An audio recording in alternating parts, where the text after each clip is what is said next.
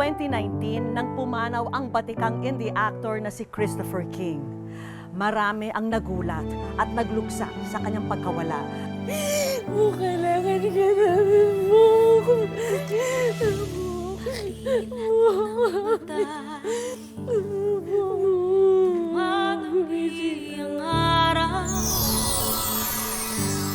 Sakay ka na, hatid na kita sa inyo. Ay naku, wala akong pera pang tricycle. Pero pwede bang wag mo kita, boy?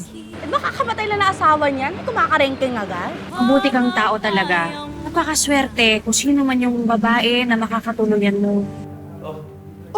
Ano di, baka madami kami sa ginagawa mo. Ano ikaw? Gumalma ka naman! Dapat nga gumaya ka na lang eh. Total, ang dumi naman din naman ang pangalan mo, di ba?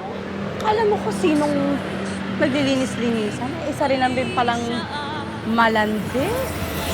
Sir, hindi pwede yan. Kaya masasyo kami dito. Huwag kang makikialam sa diskarte ko dito sa spa. Maniningil ako ng bayad sa kuryente. Chong, sapat lang ho kasi yung kinita ko pangkain namin.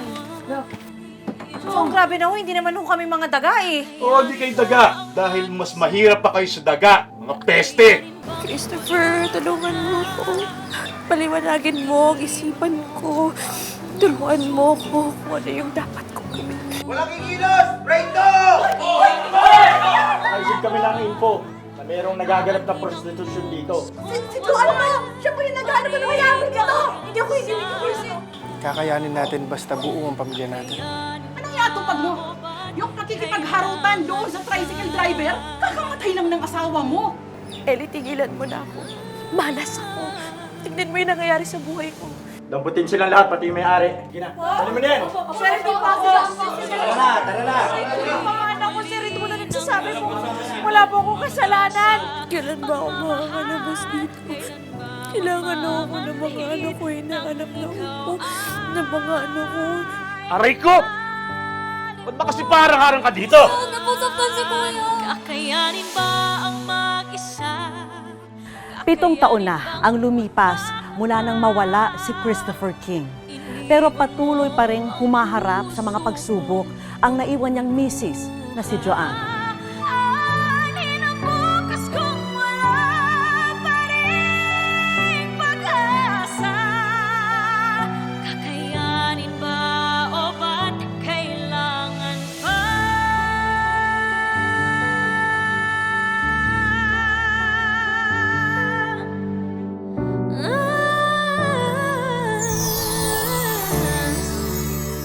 Abangan sa Wish Ko Lang ngayong Sabado, 4 p.m.